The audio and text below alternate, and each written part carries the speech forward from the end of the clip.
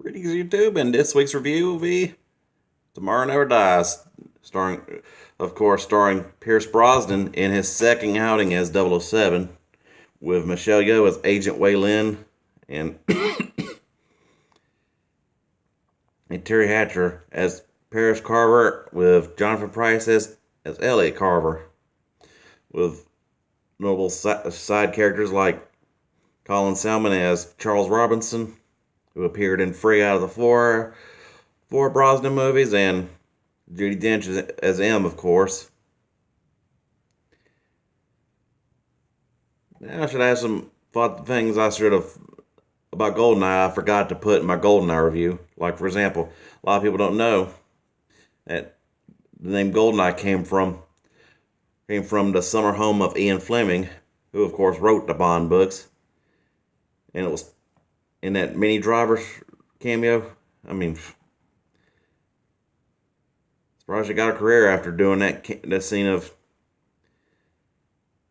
after that scene of her murdering Tam Wynette song, trying to doing it in a Russian accent and all. Talk about so bad it's good, and and the only use of one of the very practically only use of country in a Bond film, although unless you count Katie Lang as country in that with the credit song of Tomorrow Never Dies, which I'm reviewing today. At the end of her song Surrender, which was a lot of step up from Sheryl Crow's Tomorrow Never Dies. Frankly, first time I ever heard of Sheryl Crow was because she did this movie. But overall, an excellent storyline and a lot of a lot of action. I mean, Carver, who was a mainstream media mogul who who pulls the was like, and he quotes but over the William Randolph Hearst saying of "You provide the pictures, I provide the war" scenario, and that's a realistic take on that one, and excellent doc, example of media hyperbole when it comes to mainstream media, which I don't intend to get political, but with spy movies, politics do have a play a part in reviews. So regardless of your views, left or right, whatever, yeah, that's just the way it is. And I give it how Wei Lin, played by Michelle Yeoh, was actually one of the best Bond girls ever. I mean, and one of the most badass ones too. I mean, so badass, according to Watch Mojo, they did plan on giving her a spinoff movie at one point, but which was sadly scrapped. But that would have been an epic one because she was practically China's equivalent at the time, which was fitting given how China was in the Hong Kong and China, England deal was on its last leg, and of course back to the movie old epic beginning where Bond stops, infiltrates the terrorist supermarket and starts whooping various ass like take, take alongside Ricky Jay, who was one of Carver's minions, and a stolen GPS encoder, which is pretty much one of the MacGuffins of the film, practically the main MacGuffin of that film. And of course, you gotta have the old epic car scenes, like the whole parking lot after after after Bond's encounter with Dr. Kaufman, played by the late great Vincent Schiavelli. That's what I was thinking, but excellent actor, excellent actor. R.I.P. As oh, as the evil hitman, Dr. Kaufman. And gotta give it to Tara Hatcher, one of the only actresses that actually was played both Lois Lane and a Bond girl.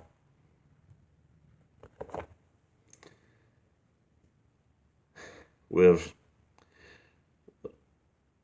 and and Joe Don Baker in his second and final outing as Jack Wade. Excellent comic relief on that part. Like at beginning of like it seems in Goldeneye and the whole. I should also mention that was talk about an honest reaction to that would have been like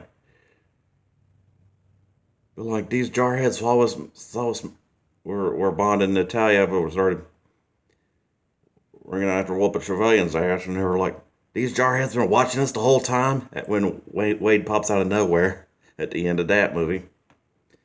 Now back to Tomorrow, where which of course was the name of Carver's media outlet. A lot of and the whole epic action scene of Hamburg and China and Vietnam, along with that bazaar in Russia, and all, and that whole just fires a few shots off of an AK in the beginning, and then that whole escape on the airplane chase and trying to pilot the plane while he's being or the other guy's trying to strangle him, and talk about one of the most, and that's one epic kill for a Bond film, like the whole infiltration of Carver's Hamburg Print Works, and various encounters with where his first team up with second encounter with Wei Lin, and when he finds out she's an agent too, and how they successfully infiltrate on both ends, and where Bond gets the encoder only to find, spoiler alert, Paris Carver dead in his room, because before marrying the evil Carver, she was one of Bond's exes. Surprising that they never used her in a previous film. Kind of like makes you wonder that plot hole and all. But Jonathan Pryce, he actually plays a good bad guy, along with Gozzardo as the evil Mr. Stamper. And I mean, I swear they must have been wanting Schwarzenegger, but he said no for that role. And back to that whole the parking lot chase scene in Hamburg. And also mention the whole Carver's Hamburg office, where Bond steals the encoder, finds a bunch of drugs and such, magazines in a safe, and then his second encounter with Wei Lin and her Black Widow suit, as I call it. And no wonder they wanted to give her a second movie. That would have been epic. And the whole stealth boat scene, which the whole main story about his evil lair, and the whole plot of where Carver and his mercenaries, led by Stamper, starts a false flag war with England and China by sinking a ship, a British ship called the HMS Devonshire, and then use Chinese guns in order to ensure the false flag. Man, it's like if Alex Jones made a Bond movie. I'll say this much.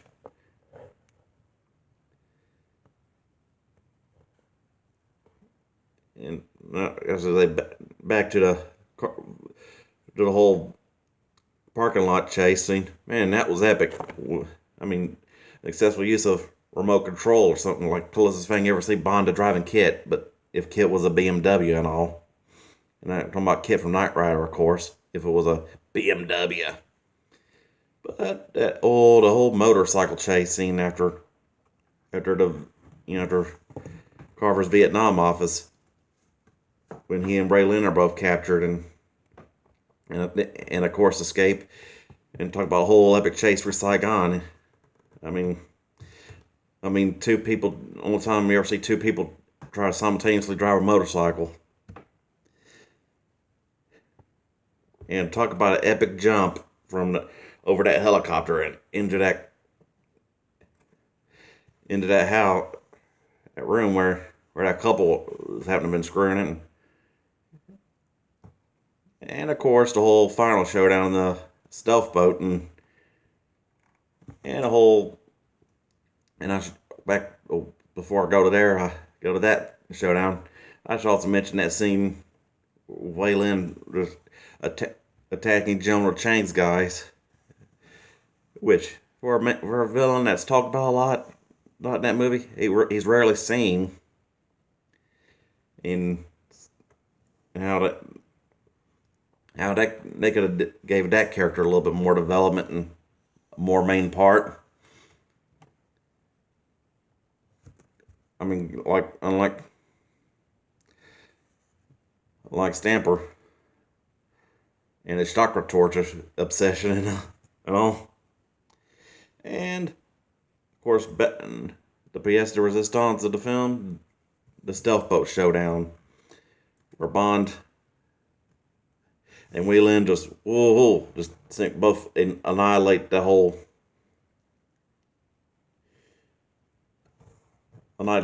that crew, whoop Carver's ass, and Stamper too. And talk about a badassery of Wei Lin, where she just dual wields MP5s and disables the engines with them, and along with the throwing stars and all. Woo!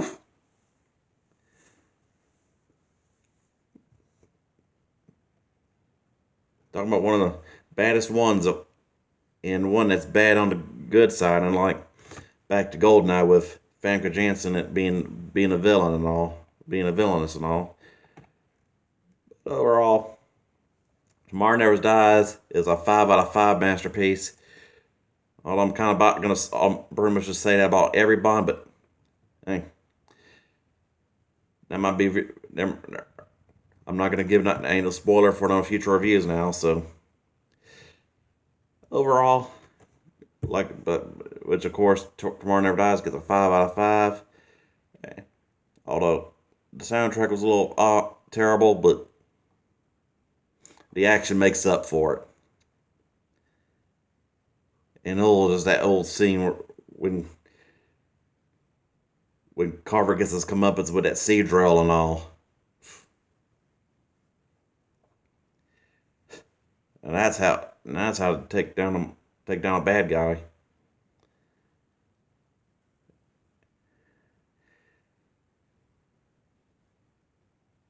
And that motorcycle chase. If I already mentioned it before, which I did, but epically, one of the greatest motorcycle chases in movie history. I'll say this much. For future reviews, and tell me what you what you want me to review and all. Well, just like and subscribe. Enjoy, people.